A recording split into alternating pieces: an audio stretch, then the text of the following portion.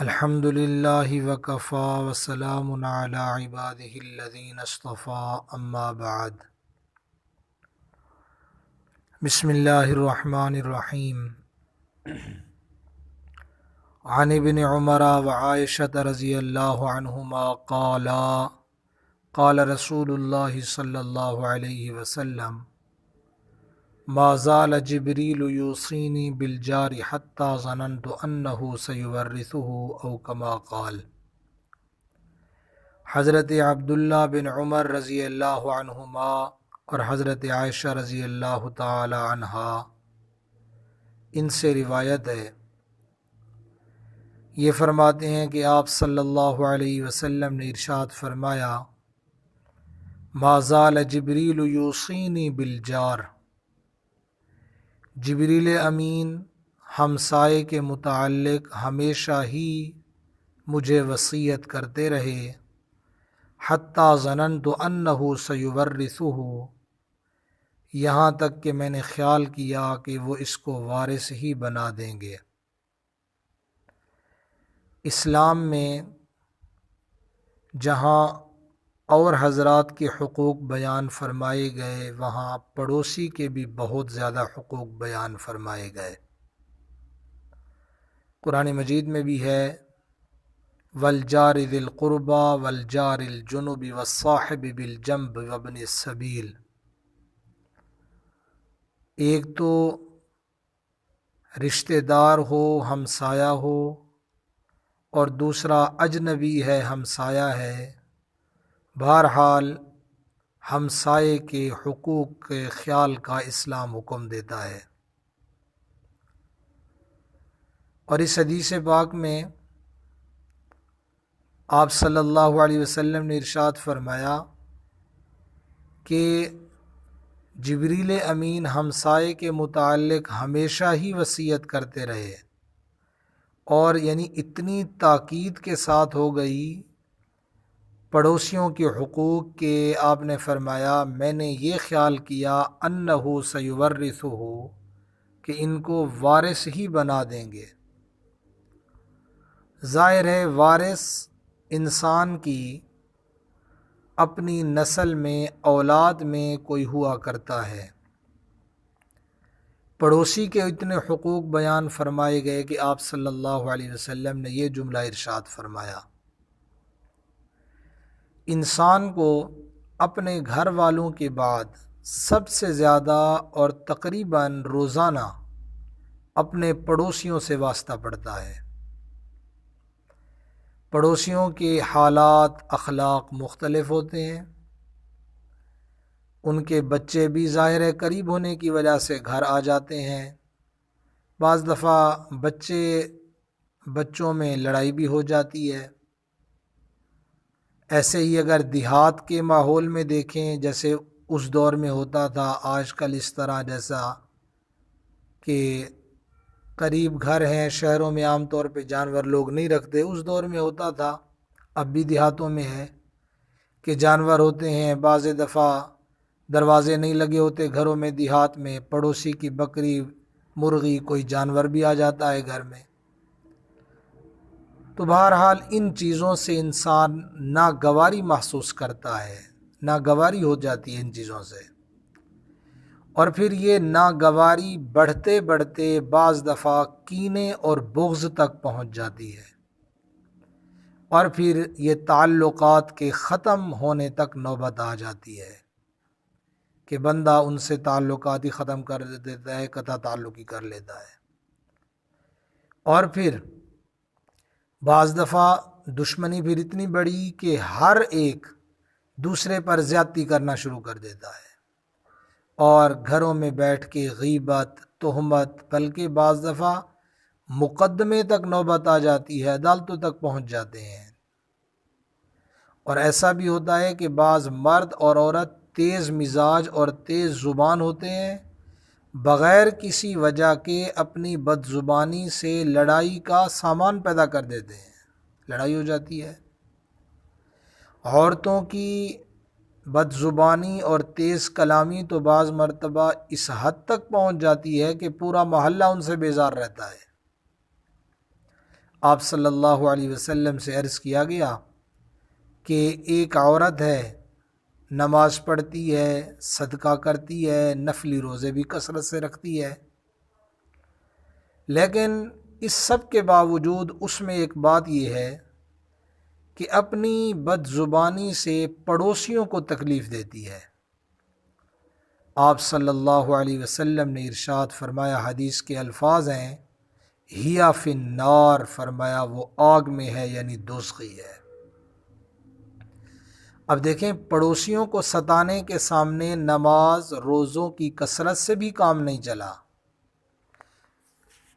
اس کے برخلاف، یعنی اس کے برعکس، ایک دوسری عورت کا ذکر کیا گیا آپ صلی اللہ علیہ وسلم کے سامنے، جو فرض پڑھتی ہے، یعنی فرض نماز پڑھ لیتی ہے، فرض روزہ رکھ لیتی ہے، زکوٰۃ فرض ہوئی تو وہ بھی دے دی، نفلی نماز روزہ اور صدقے کی طرف اس کی خاص توجہ نہیں ہے۔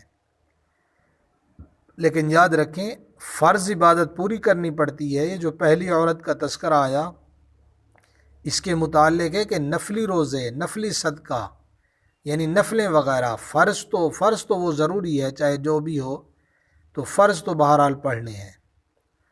تو یہ جو دوسری عورت کا ذکر آیا، اس کے بارے میں ہے کہ وہ صدقہ وغیرہ، اتنی نفلی نماز، اس کی طرف خاص توجہ نہیں تھی، لیکن فرائض کی پابند تھی۔ فرائض میں نماز ہے، روزہ ہے، زکوٰۃ ہے، ان چیزوں کی وہ پابند تھی، لیکن نفلی چونکہ وہ کرو تو ثواب ہے، نہ کرو تو گناہ نہیں ہوتا، یہ اس کی بات ہو رہی ہے۔ تو اس کے متعلق کہا گیا کہ اس کی طرف وہ اس عورت کی خاص توجہ نہیں ہے، نفلی نماز روزہ صدقے کی طرف، لیکن پڑوسی اس کی زبان سے محفوظ تھے، یعنی وہ ان کو کچھ نہیں کہتی تھی۔ جب اس کا تذکرہ آپ صلی اللہ علیہ وسلم سے کیا گیا تو آپ صلی اللہ علیہ وسلم نے فرمایا، حدیث میں ہے ہیا فی الجنہ، وہ جنت میں ہے، یعنی وہ جنتی عورت ہے۔ پڑوسیوں کے ساتھ اچھے اخلاق اور اچھے معاملات کے ساتھ زندگی گزارنے کی شریعت میں بہت زیادہ ترغیب ہے۔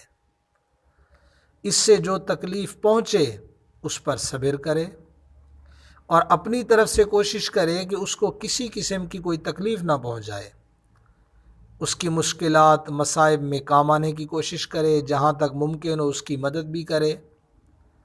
اس کے گھر کے سامنے بعض دفعہ لوگ کچرا ڈال دیتے ہیں، کچرا نہ ڈالے، اس کے بچوں کے ساتھ، پڑوسی کے جو بچے ہیں ان کے ساتھ شفقت کا برتاؤ کرے۔ یہ باتیں جو میں نے عرض کی، ان باتوں کا بول دینا، سن لینا، کسی جگہ لکھ دینا آسان ہے، لیکن عمل کرنے کے لیے بڑی ہمت اور حوصلے کی ضرورت ہے۔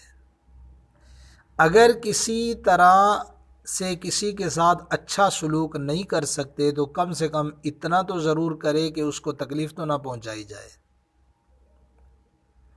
پڑوسی کو تکلیف پہنچانا تو دور کی بات، اس کے ساتھ اس طرح زندگی گزارے کہ اس کو کسی قسم کا کوئی خطرہ اور کوئی کھٹکا اس بات کا نہ ہو کہ فلاں پڑوسی سے مجھے تکلیف پہنچے گی۔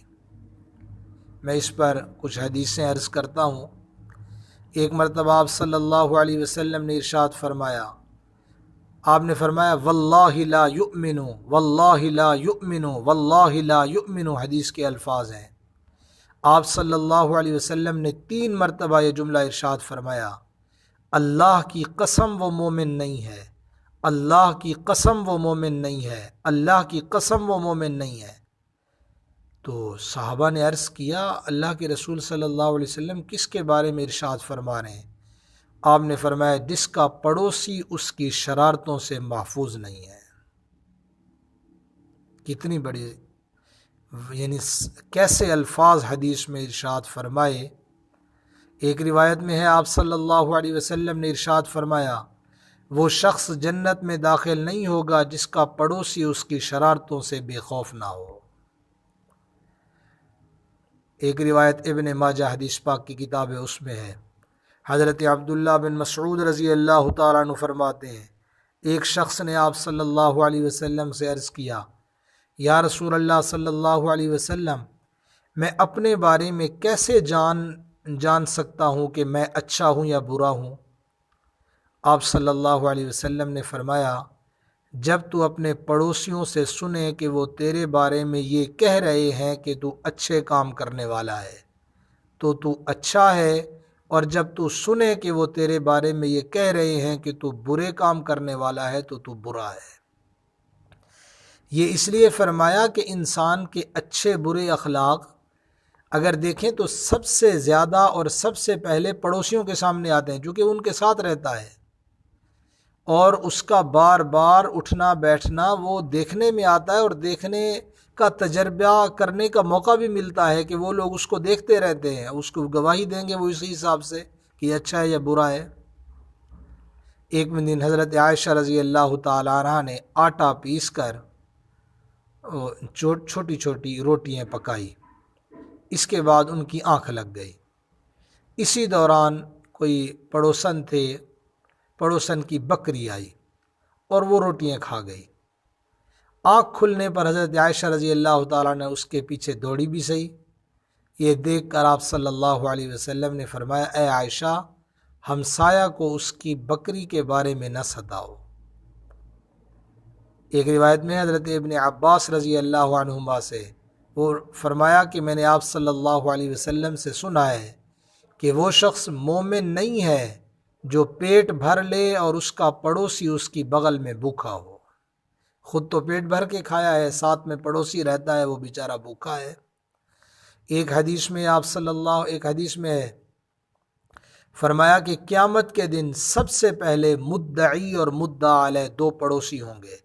مدعی کا مطلب دعویٰ کرنے والا، اور مدعا علیہ جس پر دعویٰ کیا جائے، جس کے خلاف دعویٰ کیا جائے۔ اب ان سب احادیث سے معلوم ہوا کہ پڑوسی پر کسی طرح سے کوئی ظلم اور زیادتی تو بالکل ہی نہ کرے، جہاں تک ممکن ہو اس کی خدمت کی جائے، دلداری کی جائے، معاونت کی جائے۔